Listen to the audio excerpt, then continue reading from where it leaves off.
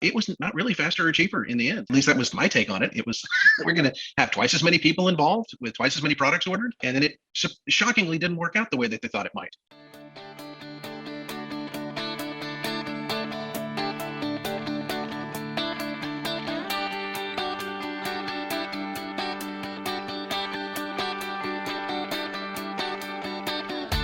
Originating from deep inside the Rocky Mountains, transported through the power of the internet, and arriving inside your tiny earbuds. It's the Appraiser Coach Podcast, helping appraisers increase their efficiency, quality, and make more money. Here's the guy who makes it his life's mission to create value for real estate appraisers nationwide.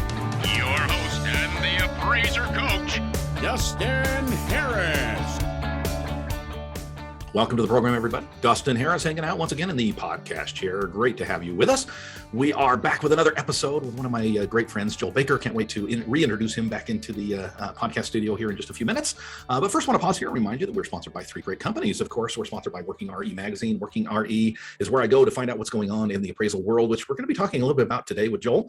If you want to learn more about Working RE and get those updates, go to Working RE, as in workingrealestate.com. Of course, we're sponsored by Datamaster. Datamaster, of course, is saving appraisers time and saving appraisers money at the same time. About 40 minutes per report, which of course saves you money on your side, allows you to do more with less with technology, folks. DatamasterUSA.com, DatamasterUSA.com. Finally, we're sponsored by, well, Alamode. Alamode software is what I've been using for over 20 years. They've been in business for over 3 decades, helping appraisers to do more with their appraisal reports, both in the field and at the desktop. And we're going to be talking about that with my good friend Joel Baker. But if you want to learn more, pick up the phone and call them. They're great people. They know their product well, 800 Alamode, or just go to the website and check out what they have to offer. It's Alamode.com. Again, I want to welcome back to the program. Good friend of mine. He's been on the program several times. His name is Joel Baker. Welcome back to the program, Joel. So glad to have you. Thanks, Dustin. It's great to be here. It has been a while, my friend. I don't know how long it has been our last episode, but I'm going to say it's over a year. It's been a while. It has. I think so. A couple of years. Yeah. So welcome back. Of course, Joel is the Senior Pro Product Solutions at CoreLogic. He's an educator. He's a guy in the know. He certainly knows what's going on when it comes to Alamode product and the appraisal industry as in general. So let's just start with that, Joel. What's new at Alamode? Oh man, we got all kinds of stuff that's new. If you are one of our customers, then you of course know that we came out with a new product called Quick Source over the last year. It's been a good portion of our marketing there that combines data from the 4 main data sources that an appraiser uses, including MLS, public records, peer data, and your own custom database from your previous reports. That's been probably the biggest thing that we worked on over the last year or so. It's been for somebody who may not be an Alamode customer, sorry, I didn't mean to cut you off there, Joel, but talk to us about Quick Source. What does it look like? How does it feel to an appraiser? Meaning you're cruising along, you're doing your appraisal, you decide to use Quick Source. What does that look like? Well, you got to back up a step first, I think, because what Quick Source does is it takes some of the pieces that an appraiser will usually do on a regular basis across usually several days. You know, you start out with the MLS and you look up some comparables and you maybe fiddle around in the grid, go do your inspection, come back, maybe fill out the grid, then go pull up the assessor's website and validate the data there, and then maybe go into Smart Exchange and look at your peer data there, make sure that you're being consistent.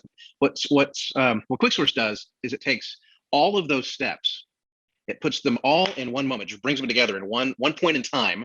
That can be before you go on inspection, after you go on inspection, doesn't matter when, but it brings all of those pieces together at one moment so that when you're looking at it, you're looking at a particular property. Import the data from the MLS, and it shows you that in grid format. And of course, it does some neat things like formats it the way that you like, you know, so if FWA instead of forced error, that kind of stuff, you can figure it how you want to. But then it also pulls in the CoreLogic public records data and shows it against, against that, then against our peer data, and then against, of course, your own data as well. So you can see line by line without having to look at, multiple screens, multiple websites, pulling up PDFs and having to forget all that. It puts it all on one screen so that you can see immediately that, and one example that I love to give just happened to be the very first property that I ever used in Quick Source over a year ago. I just randomly pulled it up, real world data, where like the MLS and the public records and half of the peers were 2,100 square feet. But half of the peers were 1,600 square feet. I mean, it was exactly 500 square feet difference. And it's one of those things that, as an appraiser goes through and they're doing their validation, their verification, some appraisers make a lot of assumptions, and some appraisers like to do a little bit deeper dive into the data to make sure that that's a nice way of saying some appraisers do their job and others are just flat out late. Well, some Some appraisers tend to think that their clients want them to just type. Mm.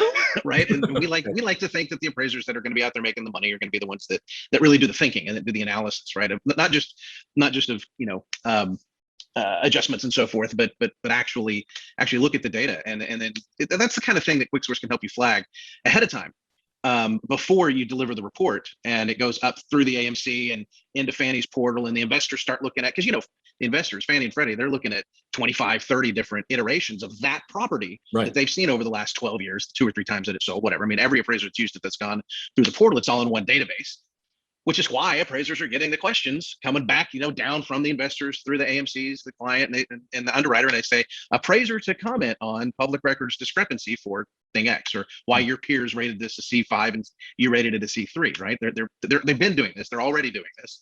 But this QuickSource can help flag that in advance so that you can handle it in your addendum. It may take an extra 30 or 40 seconds to comment on it. We can help you with that. There are bits and pieces for that. But it keeps you from having to, 3 weeks from now or whenever it's going to closing or whatever, and the underwriter calls and they're asking questions, or we need you to look at this and we need you to make a comment in the addendum about such and such. Well, that derails you, because now you're 30 reports down the road. Right, you've moved on. Mentally, right? So now you got to pull everything back up and open your work file, try and figure out what you did, and then make your comment, and then redeliver, close, and now it's 30 minutes later, right? and if we can cut down on those, I think, using QuickSource. There's a lot more to it than that. I will say this: a lot of appraisers, they get excited about QuickSource because it's got an MLS import. To me, that's kind of like getting excited about a car because it's got a transmission. Well, of course the car's got a transmission. I mean, of course it has that. Sort of like QuickSource, of course it has MLS import, but that's not really the main point. It's the ability to see all of the data, 15, 20, however many peer versions of that property that have gone, through the peer database over the years, and just to see what everybody else is doing, because your clients are doing it. Clients are looking at it. AMCs have got it. AMC's got the same public records databases that you do. So basically, and follow me here, because there's a punchline here. So basically, you're quickly sourcing data. I'm really having a hard time wondering why you're calling it QuickSource, but nonetheless, I can't imagine. Nonetheless, okay, that's quite a deal. Tell me what else is going on at Alamo. What's new? What are you working on? May not be new, but you see, the focus being the excitement. One of the things, Joel, I'll just preface it by this. One of the things, as I get on this microphone and talk, glowingly about Alamo, and this is from the heart, the many features. It's not just a data writing software, right? It's a software that has amazing tools and allows me to be able to make more money, because quickly, again, going back to the one you said earlier, quickly I can source data, quickly I can import data, quickly I can analyze data because of the tools that are in there. What other tools are exciting to your users right now, or things that you might be working on? This is a great question. We just released in the most recent update the third piece of an update to a feature that we've had since forever. You may or may not know, we have something called the suggested value, which is that's black helicopters to appraisers. I get that, but what it is it's really a weighted average. Sure. Right. The more adjustments you make to a comparable, the lower the weight that we give it. There's an algorithm that has always gone on, and you click the button, it tells you, this, that, or the other. What we've done is we've taken that out over the last 3 months. We've sort of extracted that process for the weighted average. We've given it its own screen, a pop-up window, basically, to show all of your comparables, show the weights in a table with the GLA and sale price and whatnot. You can uncheck boxes, to not include, like if you've got an active listing or something, you don't want to include that. Sure. Or if you've got something, a comp in because they asked you to bracket some, weird thing that you're like, this doesn't help at all, but I was asked to do it, so here's that comp. Right. You uncheck the box for it, and it's not included in the weight. And then, of course, that's if you want to use that weighted average. You can also go in and manually change the weight. So you can say this one gets 25 and this one gets 15 and this one gets 15. You manually do that. And then at the bottom, there's a way to take that grid and export the grid with the weighted average stuff into your addendum, either your general text addendum, or it will create another addendum specific to the weighted average stuff, along with some templated text explaining the weighted average, which of course you can change if you want to. I don't know about this, Joel. What is this called? I'm gonna do it today. Well, it's in the side-by-side view. If you use my product, it's in the side-by-side view. at the top in the subject, there's a little option that says, and it's been there forever. It doesn't look any different than it has. It just now when you click suggested value, it opens this window that gives you all of these abilities. And a lot of appraisers, you probably know this, will use Excel to do this kind of thing. Sure. Right? They'll bring the data into Excel and then run their own analysis on it, and then pull the data back in. Total has the ability to work with Excel spreadsheets by linking fields and cells and so forth. But enough appraisers used that over the years, and we had like the ability to put that in a table and then comment on it. Has actually, this is going to drive everybody crazy when I say this, it's actually been in the E&O for as long as I've been with the company. I mean, Really? We're talking back in the Olympus days, right? This has been in the E&O. You have to go to the details, and what I found is appraisers were literally going to the E&O and copying and pasting that text in the addendum. And I just had one of those moments where I'm like, we got to stop this. There's got to be a better way to do it. And so we built this better mousetrap. Really, is really what it was. I guarantee my trainee is going to be super excited to hear that, because he's doing that. He created his own worksheet. That's exactly what it does. And he goes to the outside, he goes to Excel, he does the whole thing. Well, they've imported into your worksheet, section, but he created it in Excel, imported it into the worksheet section, does all of that. He's going to be thrilled to know that that's already integrated. Mm-hmm. I love it. Okay. I will say what we haven't done yet is do a weighted average for, the three approaches, 80% to the sales and 20% to the cost or whatever. Okay, come on, Joel. Nobody uses the cost per income approach anyway. All right. So question, maybe on the opposite side, what are some things that maybe appraisers you're getting? I know you get a lot of feedback from appraisers, and one of the things about Alamode is they listen, to their clients. What are some of your favorite complaints right now? Not necessarily about the software itself, but concerns, questions that appraisers might have with regard to the appraisal industry in general and where CoreLogic / Alamode is going. Oh man, got a lot of stuff. I got a lot of stuff on this. I'm one of the folks that gets on the Book of Face and reads all the again the black helicopter stuff, right? Sure. I know we probably don't want to talk about it because everybody talks about it, but ANSI. And I look at this as an outsider to the process, and appraisers are, rightly concerned. They are right. It is a legitimate concern about having, the GSEs come in and actually do an enforcement down to the inch kind of thing. And I understand that.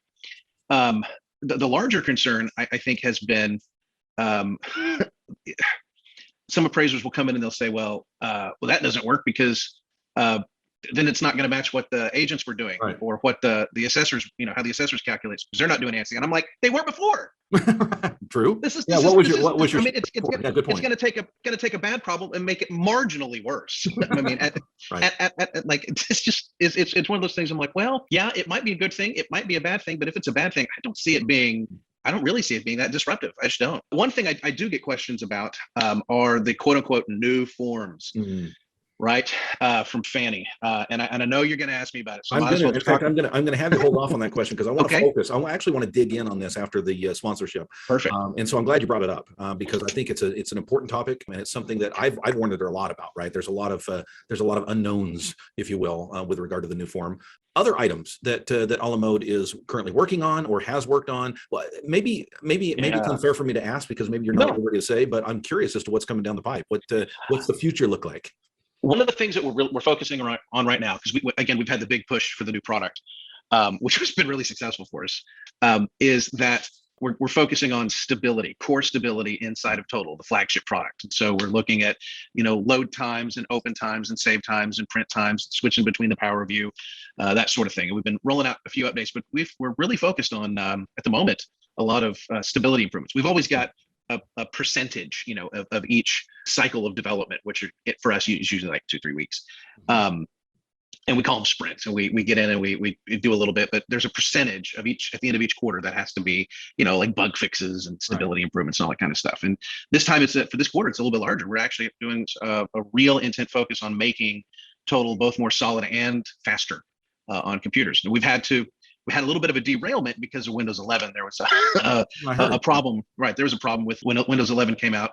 One of the pieces that's a third-party tool that we put into our code that was causing a problem for about 4 or 5% of our customers that were on Windows 11. It was a bad bug. It really was. And so we've communicated about that, and we've released an update. In fact, if you're on Windows 11, you don't have my newest update, folks, you got to go get it because it has this fix for the Windows 11 stuff, and it'll make you run faster. Okay. So we got updates coming to make things faster. We've got another set of updates for the suggested value coming out. Another thing that I can talk about is we've used Bing Maps now within our product for a decade, I Yes. guess, decade and a half. I hope you this is like going Google. right. I hope you like Google. Hallelujah. Now, I was see, hoping you that's say where you were that. going. You say that, but there are some places where Bing is more accurate than Google is. Interesting. But it turns out the people that like Google far outweigh the people that want to stay on Bing. And just looking at the phone calls that we take on Bing not being accurate, we've got to switch over to Google. So we've already done that in Total for Mobile in the most recent update. We've done that in the Titan product line, and we're now focused on doing that in Total, so that your maps in Total will be on the Google servers. Love it. Glad to hear that. I can't tell you how happy that makes. Not that I'm a lover of Google, but that's what I use. So it's hard to switch back and forth. So appreciate that, Joe. We're talking with Joe Baker of a la mode. When we get back, we're going to talk more about the future of appraisal, and specifically how a la mode is positioning itself for that future. Of course, we're talking desktops and hybrids and the new forms from Fannie Mae, as he alluded to earlier. First, want to pause here, remind you that, believe it or not, we're sponsored by a la mode. A la mode has been a sponsor here from the very beginning.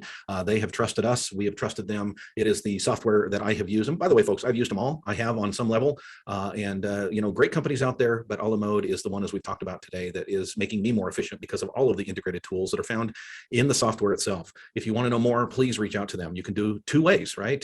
Get on the website, check out their videos, check out their product. It's alamode.com. That's ALAMODE.com. Or you can pick up the phone and call them at 800 a la mode. Speaking of making your life easier, of course, DataMaster is doing that and has been doing that for years as well. DataMaster is a program that integrates with a la mode. They work together to help you to be more efficient, more effective at what you do. Find out more by going to their website. It's Datamaster USA. You've got to add that USA on there, folks. It's not datamaster.com. It's datamasterusa.com. I'm going to say that one more time. Write it down. datamasterusa.com. And finally, we're sponsored by Working RE Magazine on a pretty regular basis. I'd say a couple times a week, maybe once a week. I get an email from Working RE. Sometimes I look at it and say, not for me. Hit delete. No big deal. No problem. No skin off my teeth. Many times I look at that and go, that's interesting. Let's click on that. Let's see what they have to say about where this world is going, specifically appraisal. They are very much in the know. Isaac is the chief editor over there, a friend of mine, and he spends a lot of time finding out what's going on in the appraisal world. You should be on their free newsletter, folks, by going to workingre.com. Again, it's workingre.com.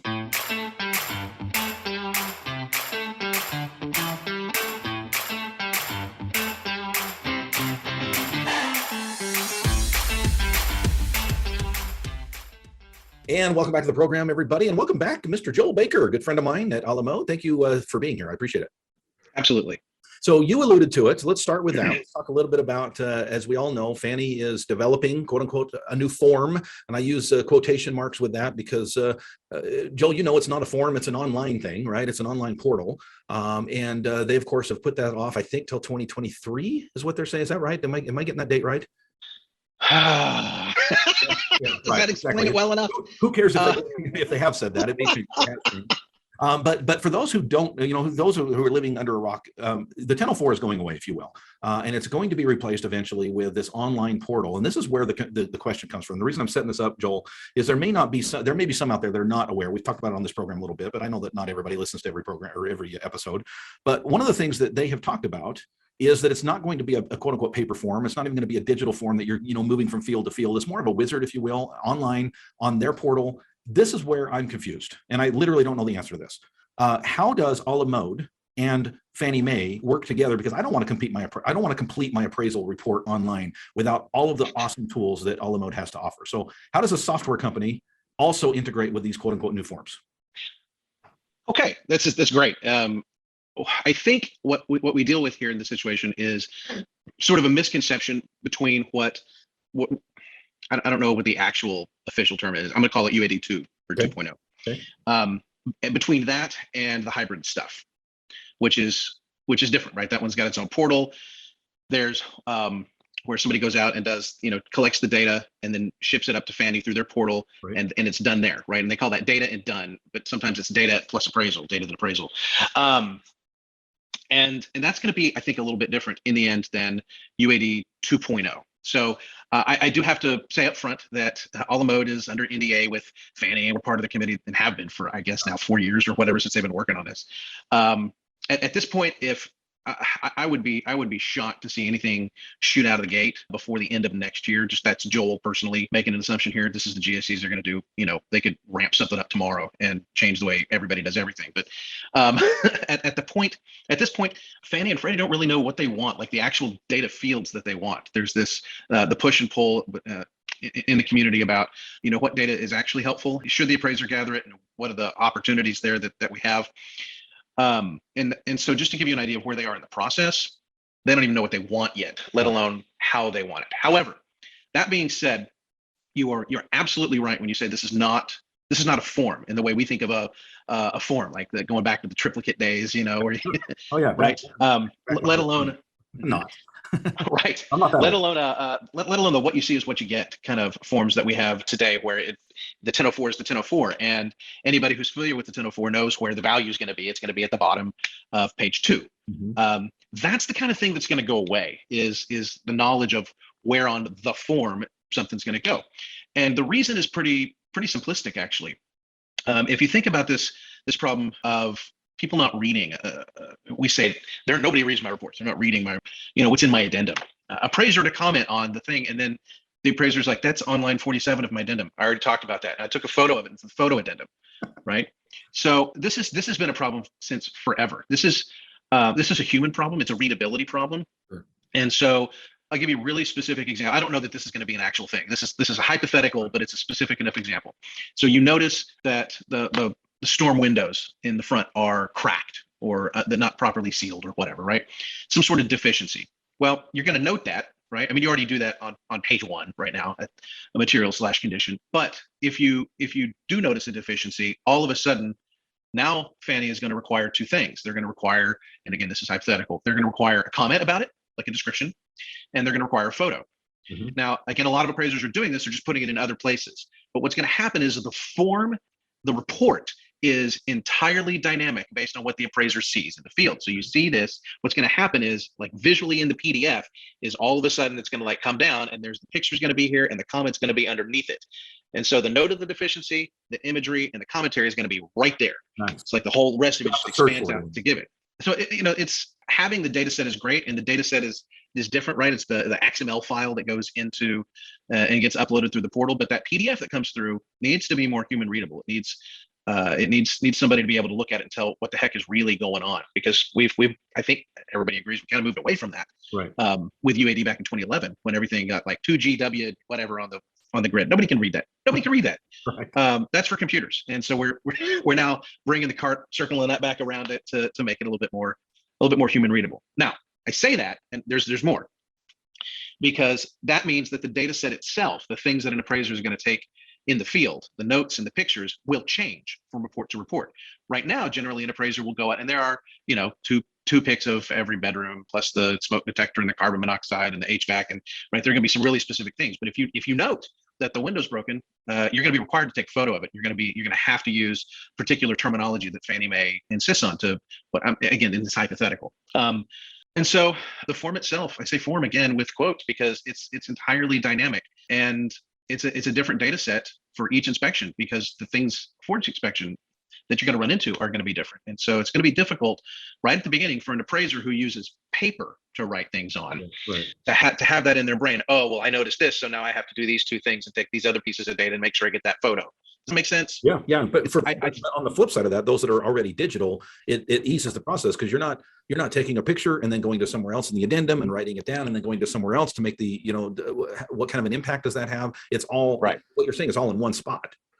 It is. Nice. It is. Those who have Total for Mobile, which I know are probably you and a lot of folks that Total for Mobile is our Android iOS app, and we were part of the pilot project for what the PDC, property data collection, years ago with Fannie, the original one of those for bifurcation. We helped create the in Total for Mobile the ability to do that. It's a different data set than UAD. It's a different data set than what UAD 2.0 is going to be. However, the mechanisms and the way it works in mobile are probably going to be really similar. So if you want to get a good idea of what an inspection might look like, if you open Total for Mobile and start a new report inside, tap the plus sign at the top, and then at the bottom, you add in the form you want, like there's 1004 in a condo and blah, blah, blah, right? There's one at the bottom called Property Data Collection. If you do that and add that one in, you'll get a good sample of what an inspection might look like. Of course, the fields themselves are going to be different, but the fact that you choose this now, and now you have to take a photo of it, that's the kind of thing that's going to be different. I think we're going to look up. I'll put a number out there 5 years from now. Okay. And you know what I mean? I would be shocked if they haven't done something within 5 years, but okay. It's not something that is going to come rolling out of the gate at the end of the year. This year, we got some time to work on it. And I appreciate that, and I love where you're coming from, and it actually is exciting to me to see these changes come. I know a lot of appraisers, change is not so fun. I get excited because change brings opportunity. I think I kind of understand. I'll better understand because I'm a kinetic learner when I actually use the product, right? And I'm going to try your trick of using that new check mark down at the bottom. But question still remains: if you've got a portal, right, that you're dealing with Fannie Mae to work. How does that relate when I'm back at the desk and I'm typing up a report and I want to do side-by-side view and I want to make smart adjust and I want to do this? How does the portal and the software interact? Or is it still like it is now? You work up the appraisal and then you upload it to the portal, or are you doing the appraisal in the portal? That's where I'm still a little bit confused. No, I still think it's the same setup that we have today, which is it's just the look of it and the layout of it. And the actual pieces of information are going to change. Okay, still have the tools, the great tools that Alamode brings, but a little bit different format then. Absolutely. Okay, cool. Thank you, Joel. So a couple other quick questions. We're running long, but I definitely can't let you go without talking about desktops and hybrids. I think there's a lot of appraisers out there that just wish they would die a agonizing death and a quick death at that. I have a feeling that train has left the station. They're proceeding ahead. There's going to be more and more desktops, going to be more and more hybrids. Talk to us about your thoughts on where Alamode fits into all of that. Well, we've got to be there for it, right? I mean, we've got to. They are products that are being ordered up and down the chain, and so we're ready for that. We're able for that. And we can, of course, count the number that are going through. And when it comes down to it, Dustin, I, in particular, I'm pretty convinced that desktops are sort of the toehold, the foot in the door for an increase in the hybrids. In the end, I really think the whole COVID business and the desktops there sort of showed, it just showed that it's valid. Right. The data showed that there wasn't a lot of change in difficulty when it comes to, not difficulty, in accuracy when it comes to using those new types of products, for sure. But to use your metaphor, the trains left the station. But man, is anybody going to buy a ticket? That's the real question. It's like, okay, so I mean, look at it from an AMC side. This is supposed to cost less and take less time, but now the AMC's got to go get a floor plan. From some other provider. It's like we don't have the infrastructure set up for this yet. And I know there's some new players and coming in and so forth, but it's like, what? Is it yet? And that's a lesson I personally think that Fannie learned, their GSEs learned during the pilot stage of hybrids years ago, which was it was not really faster or cheaper in the end. At least that was my take on it. It was we're going to have twice as many people involved with twice as many products ordered, and then it shockingly didn't work out the way that they thought it might. It's like if no one is going to buy a ticket to this, then it just dies and withers on the vine. So the proof will be in the pudding as to whether or not we actually really start to see orders for these desktops, and then of course the hybrids, I think really is a lagging indicator there.